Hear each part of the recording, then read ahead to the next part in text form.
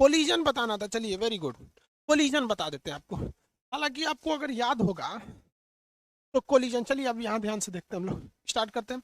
Collision याद होगा तो हम आपको बताए थे संवेग के टाइम पे टक्कर के बारे में। अगर प्रत्यास्थ टक्कर होगा तो मतलब ढकेल देगा, और अप्रत्यास्थ होगा तो सट जाएगा, बताए थे ना। जिसमें संवेग संरक्षित रहता है, P1 V1 बराबर P2 V2, बताए थे कि नहीं बताए थे।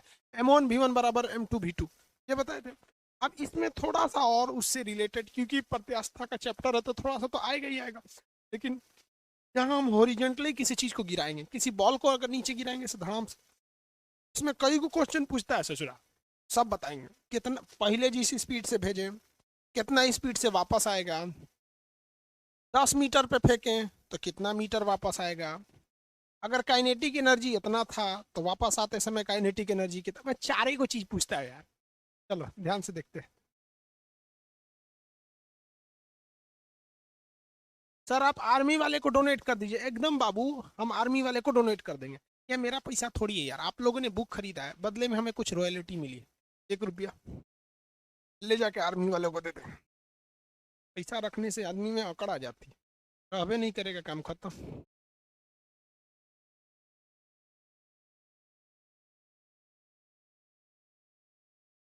आगे देखें।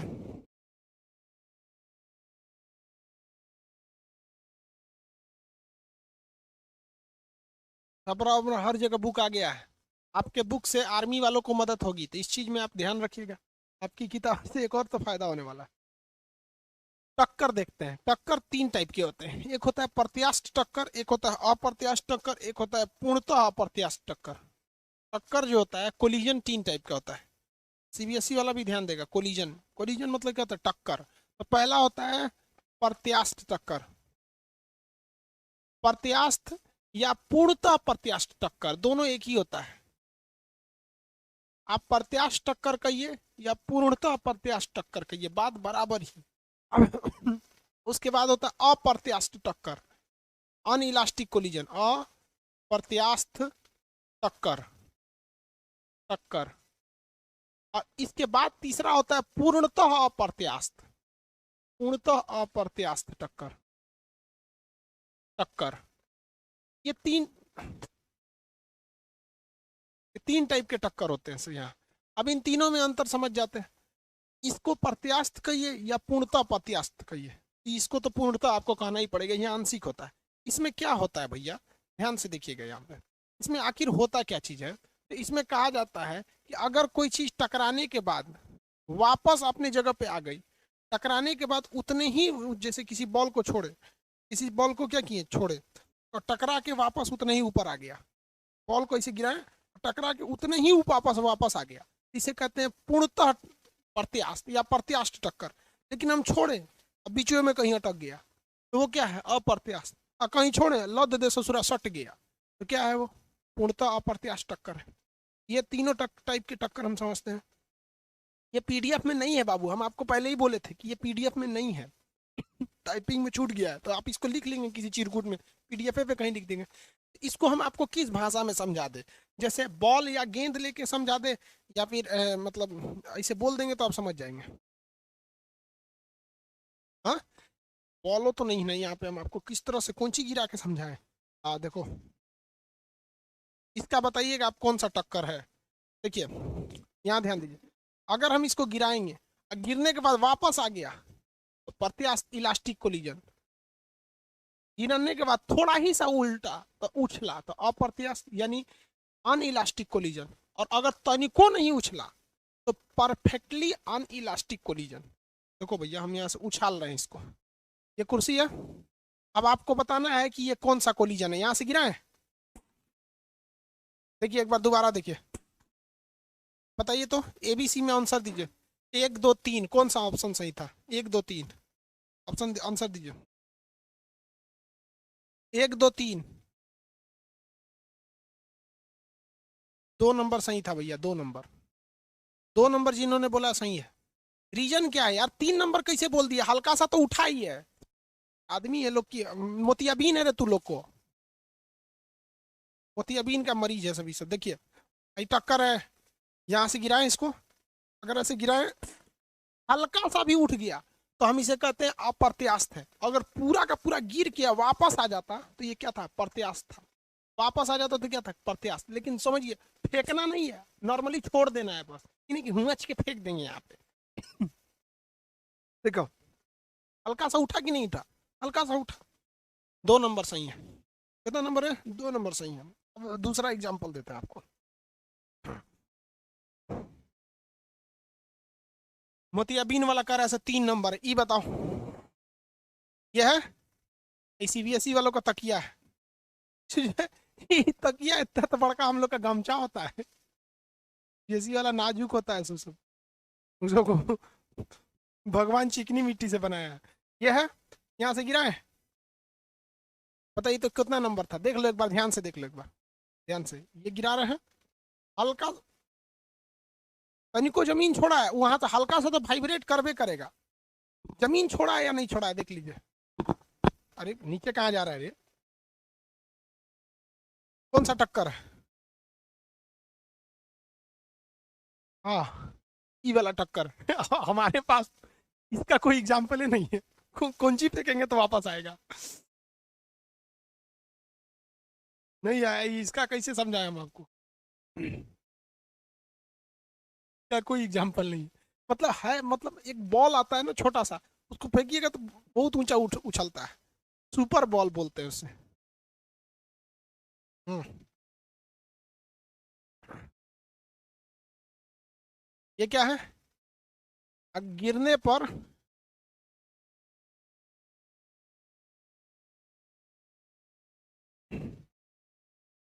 उतना ही ऊंचाई वापस आता है, जितना गिराएंगे उतना ही वापस आ जाएगा। किसी चीज को गिराएंगे तो उतना ही क्या हो जाएगा, वापस आ जाएगा। क्या हो जाएगा, वापस आएगा। इसलिए इसके लिए इलास्टिक ई की वैल्यू होती है 1, क्योंकि वही बटा वही बराबर 1 हो जाता है, वही बटा वही बराबर बटा 1 हो जाता है। समझ में आ गया कि नहीं आ गया। हम कहेंगे पहले जितना पैसा था उतना पैसा अभी है, तो टोटल अंतर कितना हो जाएगा, ई। तो इसके लिए ई की वैल्यू कितनी होती है, 1 की वैल्यू कितनी होती है, 1। चलिए इसमें क्या होगा, गिरने पर ऊंचाई, गिरने पर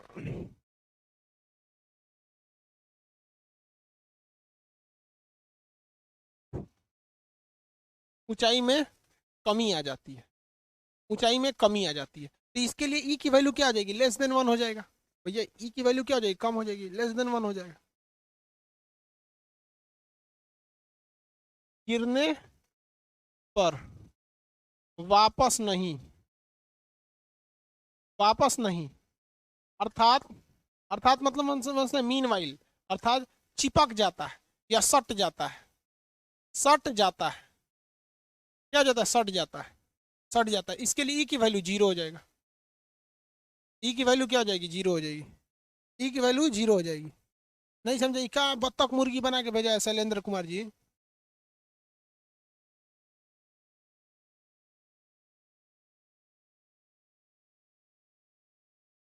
ऑपरेटर को फेंकिए, ऑपरेटर वह आइए नहीं है, ऑपरेटर नहीं है, उसकी बेटी की तबीयत ज्यादा जोर से खराब है बेचारे का, आई नहीं है।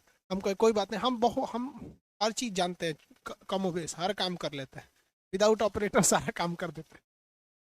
तो इसमें ई वगैरह की वैल्यू समझ में आ गया। ये पूछता है भैया, इसमें तो किसी को दिक्कत नहीं, आगे बढ़े। ये लिख लीजिएगा, ये लिखा हुआ मटेरियल में नहीं है, ये लिखना पड़ेगा आपको।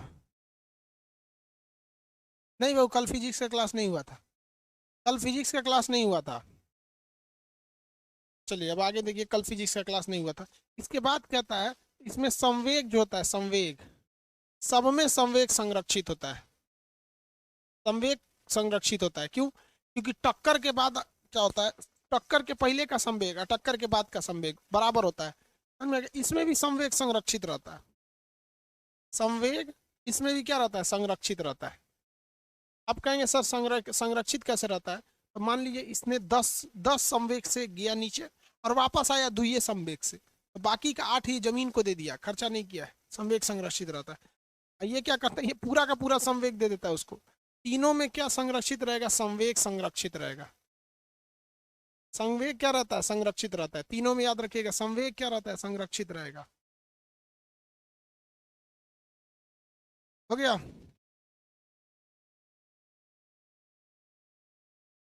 आगे बढ़े। अब इसके बाद एक चीज पूछता है, गतिज ऊर्जा। गतिज ऊर्जा, देखिए, जिस गति से जाएगा उसी गति से तो वापस आएगा, तभी तो वापस आ पाएगा, तो ये क्या हो जाएगा, संरक्षित रहेगा। संरक्षित रहेगा। यहाँ पर गतिज ऊर्जा बड़े घट जाएगी। यहाँ पर काइनेटिक एनर्जी, गतिज ऊर्जा, ये क्या रहती है, असंरक्षित, संरक्षित नहीं रहती है, संरक्षित नहीं रहेगी यहाँ पर, असंरक्षित, क्योंकि जिस गति से जाएगा उससे कम रहेगा, तभी तो बीचे में अटक जाएगा। इसमें तो सबसे गतिज ऊर्जा शून्य हो जाता है, चिपक जाएगा वहां पर, शून्य नहीं होगा। क्योंकि देखिए, शून्य कब होगा, जब ऊपर से नीचे गिराएंगे, सट गया तब शून्य होगा। लेकिन ऐसे ऐसे टकराएंगे तो हो सकता है सटने के बाद भी डगर जाए। आपको एग्जाम्पल में ये क्वेश्चन कराए थे, तो इसमें भी लिखेंगे गतिज ऊर्जा संरक्षित नहीं रहेगा, संरक्षित नहीं रहेगा, संरक्षित नहीं रहेगा। ऊपर से नीचे गिरा देंगे तो गतिज ऊर्जा अगर सट गया तो शून्य हो जाएगा, लेकिन अगर अगल बगल में टक्कर करेंगे तो हो सकता है सटने के बाद वो वाला डगर जाए, वो वाला क्या हो जाए, डगर जाए।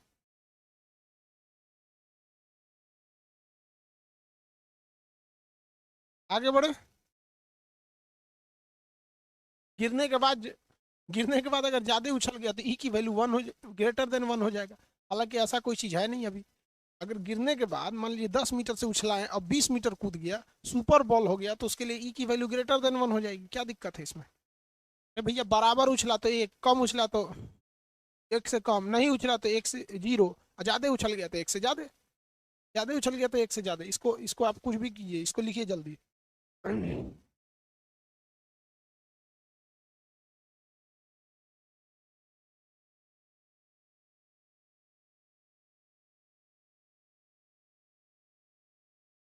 ये कह रहा सर किताब का पैसा बढ़ा दीजिए क्योंकि सेना को ज्यादा जाएगा। भैया तो अगर वो देश बॉर्डर पे लड़ रहा है तो आप भी तो अपने यहाँ गरीबी से लड़ेंगे, अभी तो अशिक्षितता से लड़ रहे हैं, आप भी तो एक योद्धा है। आपके लिए भी तो बुक की किताबें कम रहनी चाहिए, पैसा। आगे बढ़े।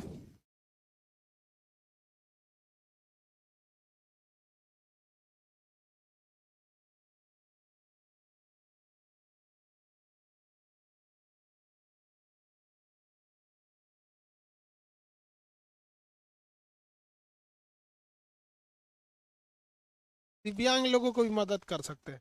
देखिए, हम मदद तो बहुत लोगों को कर सकता है आदमी, लेकिन फिर सोर्स नहीं ना पता रहता है कहाँ से मदद करेंगे। आजकल मदद करने में भी डर लगता है यार, लूट लाट के खत्म कर देगा। सेना में क्या है, टेंशन फ्री है, जाके दे दो काम खत्म, वहाँ लूटने का झमेले नहीं है।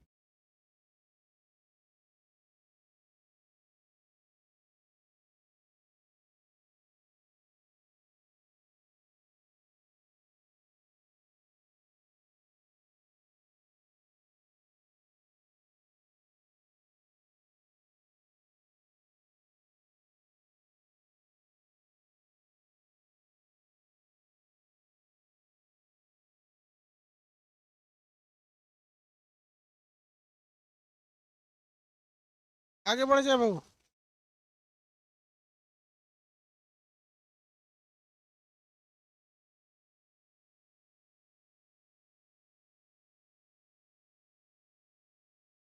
मिटा दें इसको, न्यूमेरिकल फिर बताएं। अगर आप ध्यान से देखोगे बाबू तो इसमें चारे चीज मिलेगा आपको। क्या क्या मिलेगा, एक ऊंचाई मिलेगी, गतिज ऊर्जा, संवेग, देखिए संवेग गतिज ऊर्जा के साथ साथ गति भी तो मिल जाती है, चारे चीजें हैं। इसको आगे बढ़े, बोलिए, मिटा के आगे बढ़े तो बोलिएगा।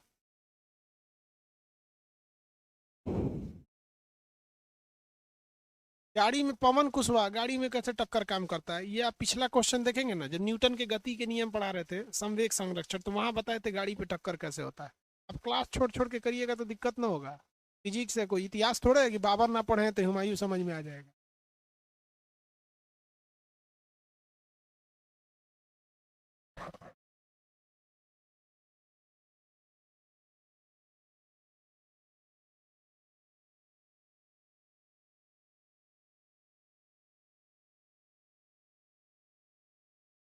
आगे बढ़े।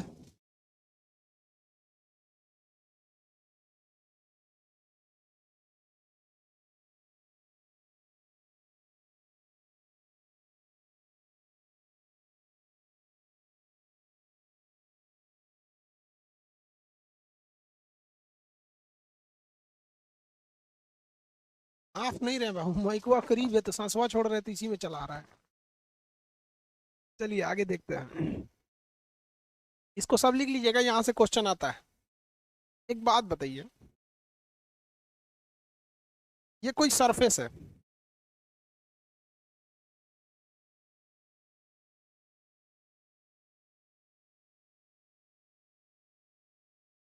ये क्या है भैया, कोई तल है या सरफेस है?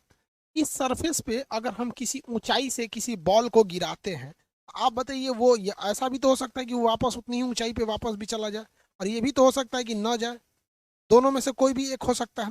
तो इस चीज को हम लोग कहते हैं कोफिशिएंट ऑफ रिस्टिट्यूशन। रिस्टिट्यूशन मतलब ये तल है, इस पे हमको निकालना कोफिशिएंट ट्यूशन रेस्टिट्यूशन, विरोध विरोधी गुणांक, इसे ई से दिखाते हैं। इसे क्या दिखाते हैं? ई से। इसे आप शॉर्टली आप इसे प्रत्यास्था गुणांक कह सकते हैं। इन शॉर्ट आप इसे प्रत्यास्था गुणांक कह सकते हैं। देखिए, अगर हम किसी चीज को ऊंचाई से अगर इस पे से गिराते हैं, तो 3-4 कंडीशन होंगे जो आपको क्वेश्चन पूछे जाएंगे, और आप खुद से समझ सकते हैं इस चीज को आराम से बेहतरीन ढंग से। देखिए कैसे, एक बॉल है जिसे हम यहां से गिरा रहे हैं, ठीक है।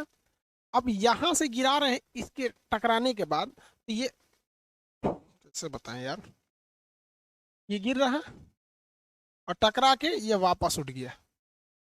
देखिए ये टकराया है और ये यूं वापस गया।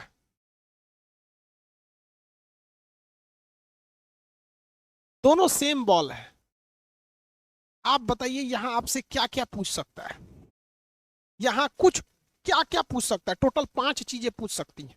और अगर हमें पता ये हो जाए कि पूछ क्या क्या सकता है, तो जीत तो हमारी होगी। मिर्जापुर में क्या कहता है, जीत तुम्हारी तभी हो सकती है जब हारने और जीतने दोनों का डिसीजन तुम्हारे हाथ में।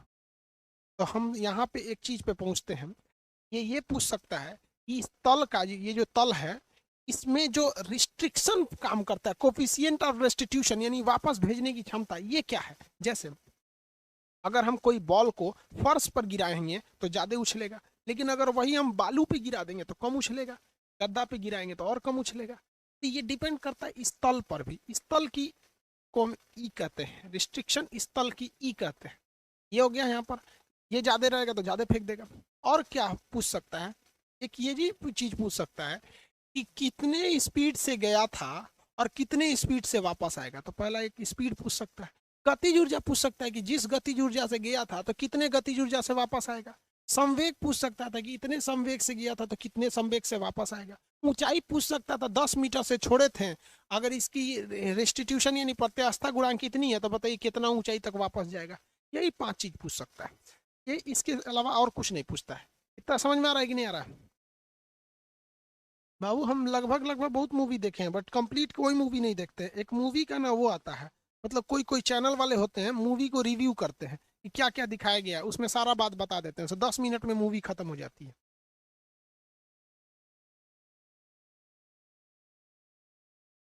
आगे बढ़े।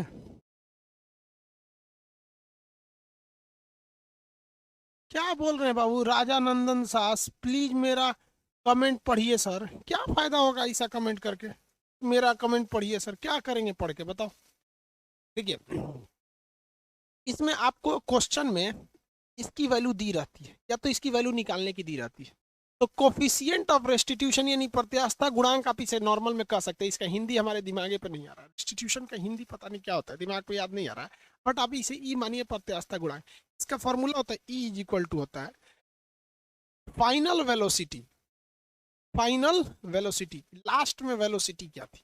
फाइनल और इनिशियल। तो हम फाइनल और इनिशियल में आप कंफ्यूज हो जाएंगे कि फाइनल क्या था, इनिशियल क्या था, है कि नहीं? आप लोग कंफ्यूज हो जाते हैं। इससे अच्छा हम एक ये काम करते हैं, फाइनल की जगह 2 लिख देते हैं, इनिशियल की जगह 1 लिख देते हैं। फाइनल की जगह क्या लिख देते हैं? 2 लिख देते हैं, इनिशियल की जगह 1 लिख देते हैं। किसी को कोई दिक्कत? जैसे या इसकी वेलोसिटी मान लेते हैं, सिर्फ v2/v1 कर देते हैं। v2/v1 यानी देखिए ध्यान से कैसे, अगर हम क्वेश्चन दे देते हैं यहाँ पर, इस फॉर्मूला पे पहला बताएंगे कि मान के चलिए कि ये गया था 10 के स्पीड में। कितना के स्पीड में गया था? 10 के स्पीड में नीचे गया था।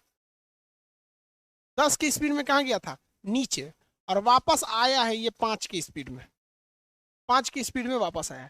जेनवी ने यार थोड़ा सा कम स्पीड में आया तभी तो आधा में रुक गया।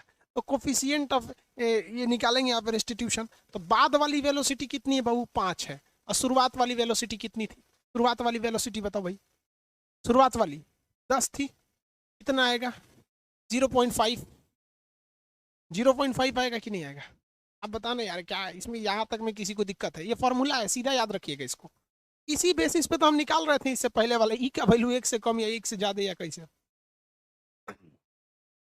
1 से कम हुआ या नहीं हुआ यार, माथा फोड़ ले, हाँ ना कुछ बोलना, 1 से कम हुआ कि नहीं हुआ, V2/V1 1 से कम हो गया।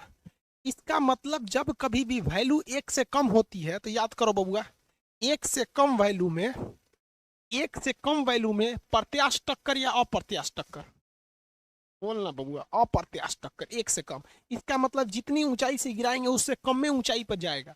देख भी लीजिए, वैल्यू 1 से कम में ये प्रत्यास्थ नहीं होता, अप्रत्यास्थ होता है, और ये जितनी ऊंचाई से गिराएंगे उससे कम ही ऊंचाई तक पहुंच पाता है। जेन्युइन अगर 10 की स्पीड से आया है और स्पीड कम रखेंगे तो वहां तक जाइए नहीं पाएगा, हो गया। तो इस सरफेस एरिया का आप प्रत्यास्थता गुणांक निकाल लेंगे, प्रत्यास्थता भाई ई निकाल लेंगे ना, ई कोफिशिएंट ऑफ रेस्टिट्यूशन, इसको इसको विरोधकता गुणांक कहते हैं, रेस्टिट्यूशन को हिंदी में विरोधकता गुणांक।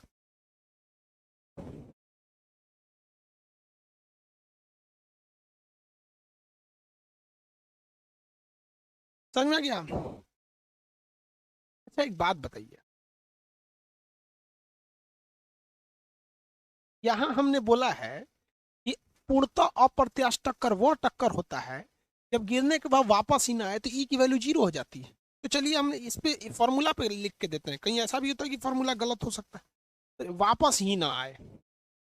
अगर कोई चीज गिरी है, मान के चलिए कि 10 के स्पीड से गिरी है, 10 की स्पीड से गिरी है, अहीं बैठले रह गई, यहीं बैठले रह गई, तो फाइनल स्पीड तो 0 हो गया। तो ये फॉर्मूला कहता है कि फाइनल बताइए कितना था, तो भैया फाइनल 0 था, आया कितना पे से आया 10, फाइनल 0 कब हुआ, जब वो मुँह बैठले रह गया, ऐसे धबाक से गिरा बैठले रह गया, 0, आंसर 0 हो गया। पूर्णतः अप्रत्यास्थ टक्कर 0 होता है तो मतलब पूर्णतः अप्रत्यास्थ टक्कर घटता बढ़ता नहीं है, निकाल लेंगे निकाल लेंगे कि नहीं निकाल लेंगे,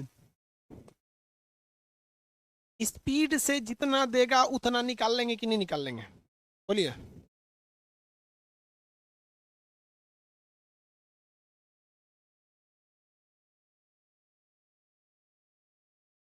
आगे बढ़ जाए,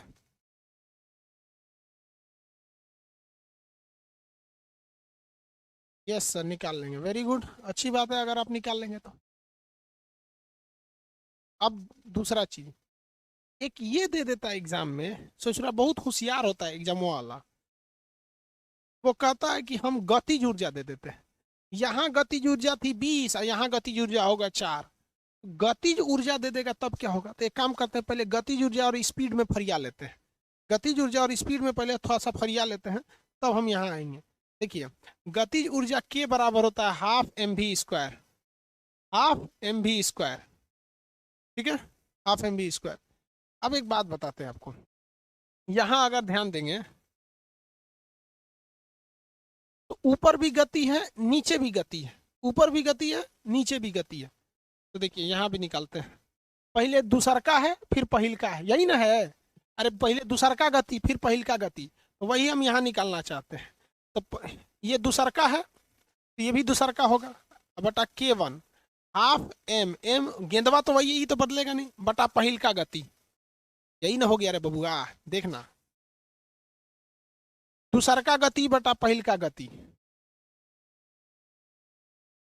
तो हम गतिज ऊर्जा के सेंस में निकाल रहे हैं, गतिज ऊर्जा के सेंस में, तो दूसरका गतिज ऊर्जा बटा पहिलका गतिज ऊर्जा, तो ½ mv² बटा ½ mv1², इसमें से अगर आप देखेंगे तो इससे ये कट जाएगा, इससे ये कट जाएगा, कट जाएगा, और ये स्क्वायर रूट है इधर, स्क्वायर इधर आके तो स्क्वायर रूट लग जाएगा, तो इसको हम ऐसे भी लिख सकते हैं K2 √K2 बटा K1 = V2 बटा V1, क्योंकि इसका स्क्वायर इधर भेजेंगे तो ये क्या हो जाएगा, रूट में बदल जाएगा, रूट में बदल जाएगा कि नहीं बदल जाएगा, इतने में किसी को दिक्कत, हाफ के बराबर क्या होता है ½ mv², अरे भैया के बराबर ½ mv² होता है, होता है कि नहीं होता है? अब हम यहाँ पे K2 लिखेंगे तो यहाँ पे भी V2 लिखना पड़ेगा। ये समझ में आया? नहीं समझे? चलो इसको छोड़िए दो तब। नहीं समझे तो उसको साफ छोड़िए दो। यहाँ आओ, अगर ये वेग में संबंध देगा, वेग में संबंध दे दिया तब, अगर गतिज ऊर्जा में संबंध दिया तो स्क्वायर रूट लगाइएगा, दूसरा का गतिज ऊर्जा बल्टा पहिल का गतिज ऊर्जा, ये गतिज ऊर्जा में देगा सीधा। अभी हम ये निकाल के सिद्ध करके दिखा दिए थे, हम बस वहीं भी की वैल्यू रख दिए हैं। गतिज ऊर्जा, गतिज ऊर्जा में संबंध देगा तो बस स्क्वायर रूट करना है। वहां तो सिंपल था, बाद वाला बटा पहला वाला, लेकिन यहाँ अंडर रूट स्क्वायर भी कर, अंडर रूट भी निकालना पड़ेगा। क्या करना पड़ेगा? अंडर रूट भी निकालना पड़ेगा, अंडर रूट भी निकालना पड़ेगा। इसको याद रखिएगा खटाखट सीधा, कि जब वेग देगा तो बाद माइनस पहले V2 माइनस V1, V2 बटा V1, और बाकी कुछ भी दे देगा तो आपको क्या करना पड़ेगा भैया? इसको अंडर रूट करना पड़ेगा। अगर दे दे गतिज ऊर्जा, स्थितिज ऊर्जा, तो P2 बटा P1, P2 बटा P1 स्थितिज ऊर्जा, स्थितिज ऊर्जा देगा। कह देगा ऊंचाई के सेंस में दे देगा, ऊंचाई तो अंडर रूट, ऊंचाई के सेंस में। ऊंचाई वाला कैसे निकालेंगे? देखिए निकाल देते हैं, सिद्ध करके दिखाते हैं ना तो आप लोग को बाउंस कर जाता है। ये फॉर्मूला याद रखिएगा, तो अंडर रूट P2 बटा P1। अब जरा देखिए आप,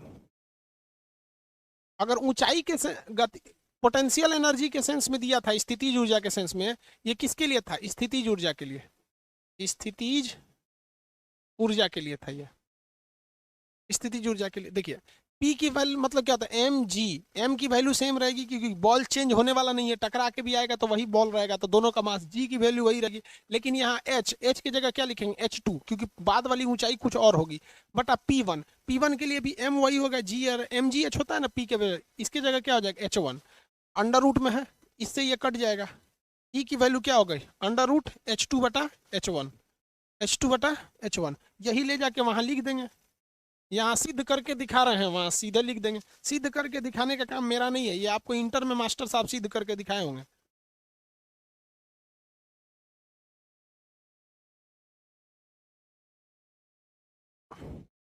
E is equal to under root h2 बटा h1, ये ऊंचाई के सेंस में, ऊंचाई के सेंस में। ये चार टाइप से ही आपको क्वेश्चन पूछता है और इसी में आप फंस जाते हैं। यहाँ पर ऐसे दे देगा, वेग दे दिया, गतिज ऊर्जा दे दी, स्थितिज ऊर्जा, ऊंचाई दे दिया। बस इतना याद रखना है कि जो हमको रिस्ट्रिक्शन निकालना है, ई की वैल्यू निकालना है, तो ये ई दिया रहता है एग्जाम में, ई की वैल्यू दे देगा, और नहीं देगा तो ई की वैल्यू निकालना पड़ेगा। इसमें क्या दिक्कत है यार?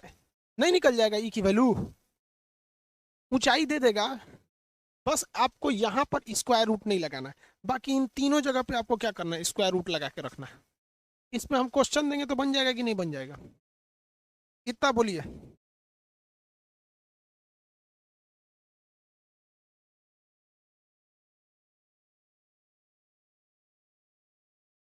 इसमें रूट कैसे आ गया?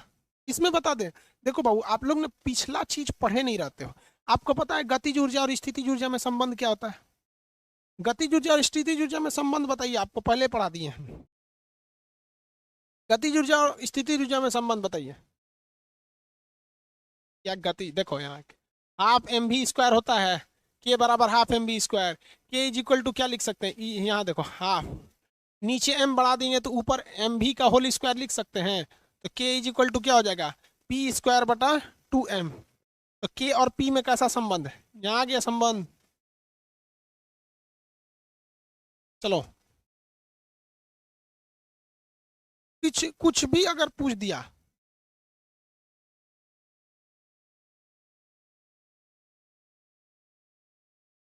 पोटेंशियल एनर्जी, कुछ भी यार दिमाग मत लगाओ यार। बस यहाँ इतना याद रखेंगे, पूछ देगा यहाँ पर। अब जैसे हम आपको ऊंचाई वेग के सेंस में देंगे, वेग के सेंस में दे दिए, देखिए ध्यान से क्वेश्चन दे रहे हैं हम वेग के सेंस, वेग के सेंस वाला तो बता दिए, गतिज ऊर्जा के बताएंगे। कहेगा कि गतिज ऊर्जा 20 के स्पीड से आ रहा था, वापस गतिज ऊर्जा गया ना, गतिज ऊर्जा वापस गया तो 5 रह गया, जाते वक्त गतिज ऊर्जा 5 रह गया, तो कैसे सॉल्व करेंगे? गतिज ऊर्जा के सेंस में कुछ भी नहीं देना है, वापस वाला क्या करना है? बस इतना दिमाग में रखना है बबुआ, इतना दिमाग में ये रखना है कि अगर बेग देगा तो बस हमको देखना है कि वापस कितना से आया, हचाक से भाग देंगे पहिल का कितना था, वापस कितना से आया हचाक से भाग देंगे, अब बाकी में रूट लगा के भाग देंगे, कोई दिक्कत नहीं। रूट लगा, बाद में कितना था, बाद में 5, पहले पहले कितना था 20, पहले कितना था 20, काटेंगे 1/4, 1/4 तो अंडर रूट 1/4 का मतलब क्या होता है, अंडर रूट 1/4 का मतलब क्या होता है 1/2, नहीं समझे यार, हम ही एक एक आंसर का, एक अंडर रूट 1 लिख दो, इसको अंडर रूट 4 लिख दो, ऊपर अंडर रूट 1 का मतलब 1, 4 का मतलब 2, 1/2, अरे वही 1/2 लिखो या 0.5 लिखो, इसमें ही भाग देना है तो 0.5 लिख दो, 0.5।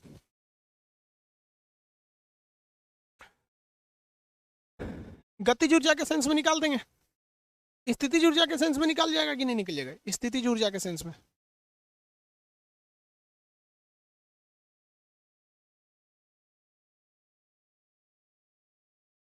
स्थितिज ऊर्जा के सेंस में कहेगा कि पहले की स्थितिज ऊर्जा इसके पास थी 100, पहले इसकी स्थितिज ऊर्जा कितनी थी 100, और जब ये वापस गया ना, जब ये वापस लौट के गया यहाँ पर, तो इसकी स्थितिज ऊर्जा हो गई आपकी घट के 20, 4 हो गई, मान लीजिए घट के गया तो 4 हो गया, आया कितना से था 100 से, आ गया कितना पे 4 पे, आप स्थितिज ऊर्जा के हिसाब से निकालिए कितना आंसर आएगा। ऐसा भी तो हो सकता है ना, जी वगैरह की वैल्यू को इग्नोर कर दिया जाता है, हवाओं हवाओं का कितना विरोध आएगा, इसको इग्नोर करके चलना है यहाँ पर, हवा भी इस पे रिस्ट्रिक्शन लगाते हैं तो थोड़ा सा वैल्यू आएगा, तो हम लोग एयर ड्रैग को नगण्य मान लेते हैं, हवाओं की प्रतिरोध को आदमी नगण्य मान के सॉल्व करता है इसको। आप बताइए भैया इसका कितना आंसर होगा। आया था स्थितिज ऊर्जा, जब वो आया था तो इसकी स्थितिज ऊर्जा जो थी 100 जूल थी, वापस गया तो 4 जूल रह गया, कितना होगा।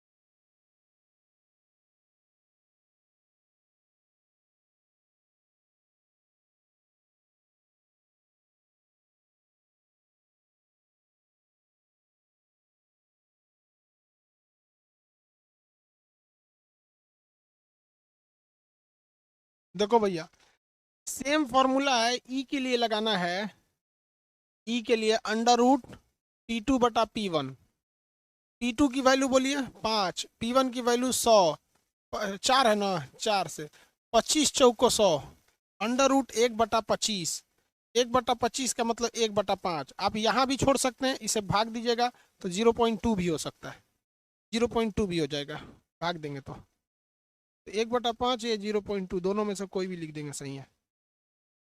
इजी था सर, तो भैया फिजिक्स टफ नहीं है। साइकिल, साइंस और तैराकी, ये 3 ऐसी चीज होती है बस समझने में मुश्किल है, एक बार आ गया जिंदगी में कभी नहीं भूलेगा, बशर्ते आना चाहिए आपको। अब आप बताओ, कहोगे कि सर फॉर्मूला सिद्ध करके दिखाइए, हम कुछ कुछ तो सिद्ध करके दिखाई दिए यार, टाइम खत्म हो जाएगा सिद्ध करने में। अब आप कहीं मैथ भी पढ़ते होंगे तो थोड़ी ना सिद्ध करके दिखाएंगे A+B का होल स्क्वायर कैसे आता है, सिद्ध करने के लिए इंटर की पढ़ाई कीजिए, हम लोग के लिए उतना नहीं है।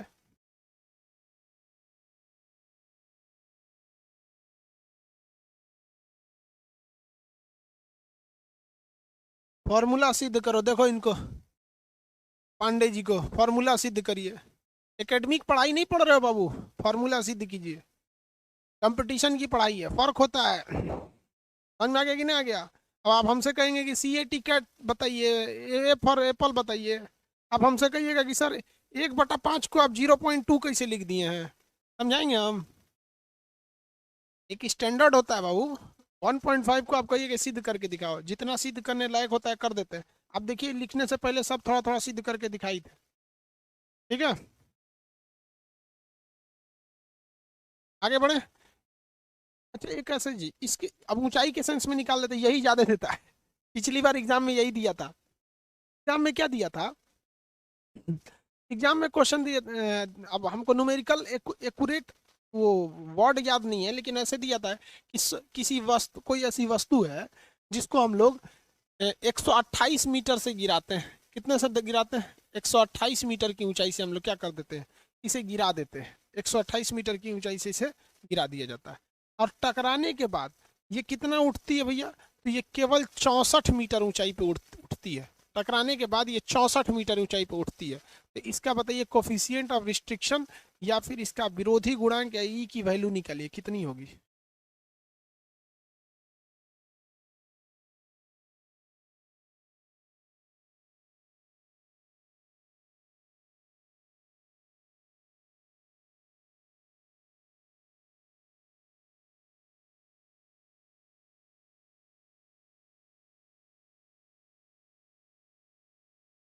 भैया फाइनली कितना आया था, अंडर रूट लगाना पड़ेगा ना, स्पीड छोड़ के सब में अंडर। फाइनली 64 था, पहले छोड़ा गया था 128 पे से। Under root 1/2, 1/2, 1/√2।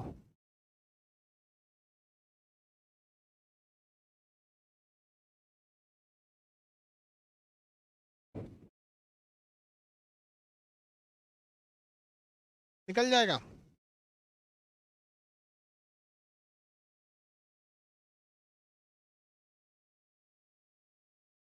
टक्कर का चीज समझ में आ जाएगा आपको। तो ये हम वर्टिकल टक्कर पढ़ा दिए। इससे पहले के अगर क्लास देखेंगे, ये याद रख लीजिएगा, इसको 20 बार बोलिएगा, याद हो जाएगा यार। और ये तो हम बता दिए थे, कोई वस्तु है, यहाँ देखिए टक्कर ऐसे ऐसे भी हो सकता है। अभी जो टक्कर था ऊपर नीचे था, वर्टिकल टक्कर, ऊर्ध्वाधर। अब क्षैतिज हो सकता है ऐसे ऐसे। सड़क पर कोई गाड़ी है, मान लीजिए इसका द्रव्यमान m1 है, अब v1 वेग से जा रही है, और ये टकरा जाए किससे, कोई दूसरी वस्तु से जिसका द्रव्यमान m2 है, और ये v2 वेग से टकरा जाए। इसमें तो फॉर्मूला सेम था यार, m1 v1 बराबर m2 v2, इन्हें पढ़ाए थे। m1 v1 बराबर m2 v2। अगर ये प्रत्यास्थ है तब, अगर ये प्रत्यास्थ है तब। अप्रत्यास्थ का मतलब क्या होता है भैया, अब ये तो प्रत्यास्थ टक्कर में हम बताए थे। जैसे बंदूक की गोली, बंदूक का वेग, बंदूक का द्रव्यमान गुणे बंदूक का वेग बराबर गोली का द्रव्यमान गुणे गोली का वेग। ये किसके लिए था, प्रत्यास्थ के लिए था, प्रत्यास्थ टक्कर का था। ऊपर नीचे वाला बता दिए ना रे बबुआ, ये तो पहले ही बता दिए थे, अब दोबारा देख लो। यहाँ पर कोई m1 द्रव्यमान का वस्तु है, v1 वेग से चल रहा है, और ये किसी दूसरे वस्तु से टकरा गया जिसका द्रव्यमान m2 था और इसका वेग v2 था। किसका था, v2 था, और सट गया जाके। जब सट जाएगा तो सटने की स्थिति में क्या था, अप्रत्यास्थ टक्कर, अप्रत्यास्थ टक्कर। तो इसका क्या होगा भैया, m1 v1 बराबर, यहां सटने के बाद दोनों का द्रव्यमान जुड़ जाएगा, m1 + m2 into v2, into v2, या जो भी होगा भी, जो वेग हो जाएगा वहां पर। समझ में आ गया कि नहीं आ गया। टकराने के बाद बस क्या करना है, द्रव्यमान जोड़ देना है अप्रत्यास्थ टक्कर के लिए। इसका न्यूमेरिकल बना दिए थे और आपको हर चीज बता दिए थे, और वहां ये बोले थे कि जब ऊपर से किसी वस्तु को गिराएंगे तो उसके लिए क्या आएगा, प्रत्यास्थ टक्कर, अप्रत्यास्थ टक्कर का कोलिजन का टोटल चैप्टर हो गया आपको। एग्जाम में जो क्वेश्चन पूछता है वो रिजिडिटी से पूछ देगा तो आप बता देंगे। बल्क मॉडुलस, प्रत्यास्थता क्या था, किसी वस्तु के लौट जाने की क्षमता को क्या कहते हैं, प्रत्यास्थता। रबड़ से ज्यादा स्टील में था। हुक का नियम प्रत्यास्थता से संबंधित था। प्रतिबल क्या था, प्रतिबल के प्रकार बता दिए। विकृति क्या थी, विकृति के प्रकार बता दिए। ये नहीं पूछता है आपका विकृति वगैरह, आपको बस ये पूछेगा पायसन गुणांक। पायसन गुणांक का फॉर्मूला बोलिए तो, पायसन गुणांक बताइए तुम।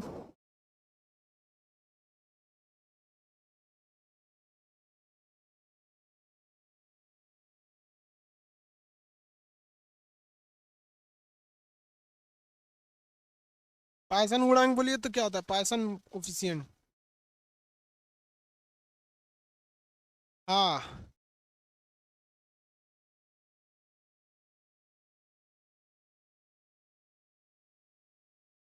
तो ये अमेजोन पे थोड़ा बुक महंगी आती है, अमेजोन पे सरकार ने टैक्स ज्यादा लगा रखा है।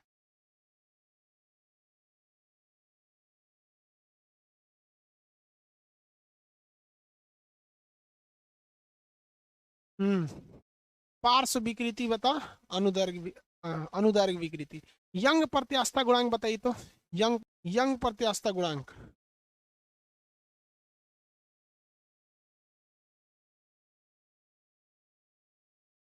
चलिए यंग निकाल देंगे, बल्क निकाल लेंगे, रिजिडिटी निकाल लेंगे ना, बता दिए। टक्कर भी बता दिए, प्रत्यास्थता चैप्टर खत्म हो गया। अब बहुत इंपॉर्टेंट चैप्टर आता है आपका हीट, हीट बहुत इंपॉर्टेंट है और काफी लंबा चैप्टर है।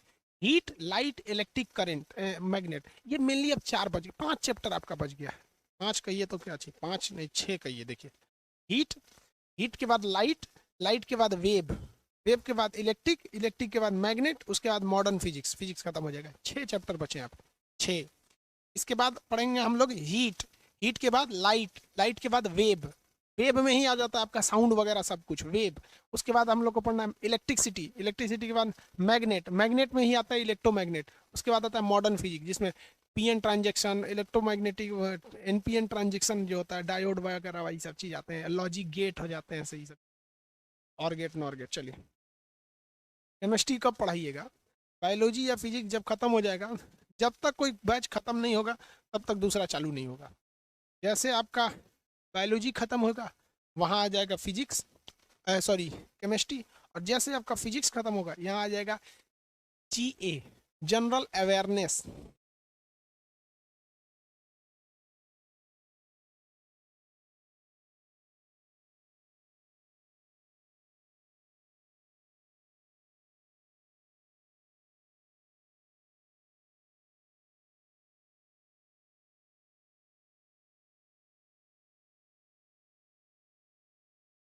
एक तो घोंचू है, पूछ रहा है सर विकृति का मात्रक क्या होता है। अरे घोंचू, विकृति का मात्रक कैसे होगा, अब कैसे बताए रे तो राम, विकृति का मात्रक कैसे हो जाएगा। ये भगवान, विकृति का मात्रक पूछ रहा है एमडी सफरुद्दीन। अरे भैया, विकृति का मात्रक कहाँ से होगा सफरुद्दीन जी, विकृति का मात्रक ना होता है रे बबुआ, वही बटा वही में खत्म हो जाता है। लंबाई में परिवर्तन का मात्रक होगा मीटर, और बड़ा प्रारंभिक लंबाई का भी मात्रक हो जाएगा मीटर। मैंने तू लोग क्या चाहता, मुड़िया लड़ा ले अपना। या भगवान, सरफुद्दीन जी फिजिक्स पे ध्यान दीजिए।